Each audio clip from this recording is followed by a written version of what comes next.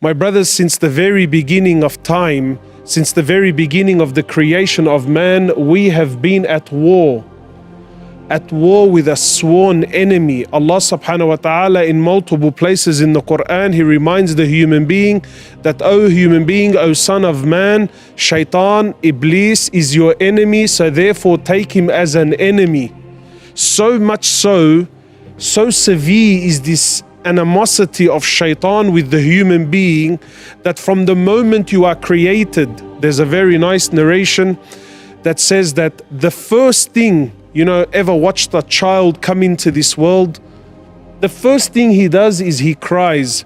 And there's a narration that says that is because Shaitan waits for the baby to be born, and then he pricks him, he stabs him until he makes him cry, and he says to him, you and I, we are enemies. So imagine the moment that I came out of my mother, Shaitan was waiting there to declare his war with me and remind me that I am your enemy. Until the very last moment of your life, guess who will also be there waiting? The same enemy. Abdullah ibn al-Imam Ahmad radiallahu ta'ala anhuma, he says, I was there when my father was dying. Imagine Imam Ahmad bin Hanbal, one of the great imams of this ummah. So Abdullah, his son, he narrates the story, and he says, I was there when my father was dying. And he says, and he was laying there on the bed, and he was going through this, what they call sakarat al-maut, the last moments of life. He's in and out of consciousness. He says, and as my father gained consciousness, he says, la ba'd, la ba'd, no, not yet, no, not yet. So Abdullah says, he says, I was curious that why is my father saying no, not yet? Doesn't he want to die? Is he afraid of death? He says, and then my father, he lost consciousness. He says, so I waited there and I was anxious and I was worried. He said, until my father, he gained consciousness again. And therefore I asked him, I said to my father, why were you saying no, not yet? Don't you want to die? And then Imam Ahmad, he says to his son Abdullah, he says, no, my son, I did not say no, not yet because I didn't want to die. I said no, not yet because Shaitan was standing in front of me and he was biting on his fingernails and he was telling me, oh Ahmad, you have slipped out of my hands. Ahmad, you've slipped out of my hands. So therefore I replied and I said to him, no, not yet.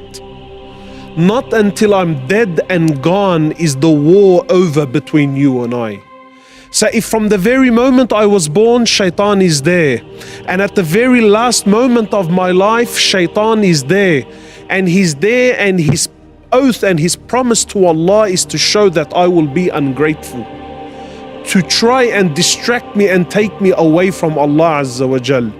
And one of the biggest tricks of Shaitan is to belittle any good that you do. This is one of the traps and the tricks of Shaitan, is to belittle any good that you can do. And you find, Allahu Akbar, an amazing chapter in Riyadh al-Salihin about numerous ways of doing good. You see, we live in a time now where unfortunately, let's take boxing for instance as a sport. Everyone likes to think of himself as this heavyweight puncher, this boxer that's going to knock out his opponent with that heavy right hook. And so therefore any other punch other than the right hook, unfortunately, even within ourselves as Muslims, we tend to look down upon. And this is actually from Shaitan. Is that it? Is that all you did? Is that all you gave? Is that all you could do? This is from Shaitan. The Prophet ﷺ, he says in the authentic hadith, never belittle any act of good. Don't belittle it. Don't let Shaitan fool you and convince you that is that it. No, the sunnah of the Prophet sallallahu alaihi wasallam is never belittle any act of good. If there's any good that you can do, no matter what it is, do it. Allah Azza wa Jal, He says in the Quran, فَمَنْ يَعْمَلْ مِثْقَالَ ذَرَّةٍ خَيْرًا يَرَى. Imagine Allah Azza wa Jal says, anyone who does an atom's weight of good. What is an atom? How insignificant is an atom to any human being, something you can't even see with your own eyes. But Allah Azza wa Jal says, anyone who does an atom's weight of good, he shall verily see it on the day of resurrection. So my brothers and sisters, there are numerous ways of doing good. Jump on them. Take every single opportunity that you can. The Prophet sallallahu alaihi wasallam, he says, even meeting your brother with a cheerful face, meeting someone with a smile on your face, that's a sadaqah, that's an act of charity. That's a means that Allah Azza wa Jal can reward you with good. Anything. Wallahi, it doesn't have to be dramatic. Sometimes we think that, look, if I can't give $10,000 in charity, well, therefore I shouldn't give any charity whatsoever. Why? How do you know? How do you know? By Allah, that one good deed could be the difference between Jannah and Jahannam. That one good deed. The Prophet sallallahu alaihi wasallam, he says that Allah loves the small action that's consistent. Allah loves this more than the large action, but it was a one-off. No, that consistency, even if it's small, Allah Azza wa Jal, He loves it. Any act of good, do it. Don't waste time. Wallah, my brothers, this is shaitan at his absolute best when he makes you feel insignificant, that whatever good you were going to do, that really in the scheme of things, what's it going to really change? No, is it good? Yes, then do it. Do it. Don't worry about how and where and why and really is it going to change anything. That's Allah's job. Your job and my job is that if Allah presents me with a situation, with an opportunity where I can contribute something. Imagine the Prophet ﷺ in the authentic hadith, he says there was a man running in Jannah. A man was running and he was enjoying his paradise. And guess what made him enter? He saw that a branch from a tree was coming out and that it was in the way of the Muslims. It was in the way of the walkway. So the man decided, he said to himself, I can see that this branch has become an inconvenience. It's become a nuisance for the Muslims. So I shall remove it to make things easier for the Muslims.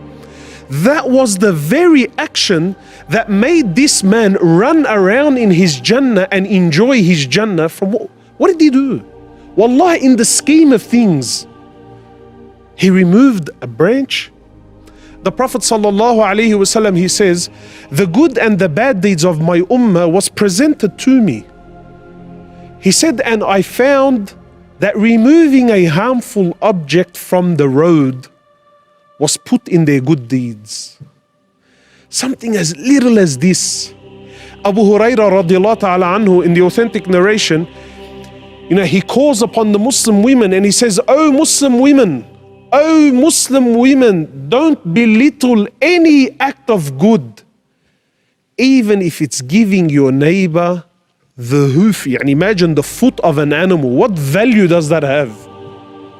But to give that as a gift to your neighbor is an act of good. And this is Islam, that a believer should be the one who does good wherever he is, no matter what the situation is, no matter what the vibe. If you see an opportunity to do good, jump on it, because by Allah, you don't know what may come out of this. Think of it as a seed that you planted into the earth. You don't know what's going to come out of it. We do what we do for Allah's pleasure, and then we see whatever Allah wants to do with it. An atom's weight, you shall see its reward on the Day of Judgment.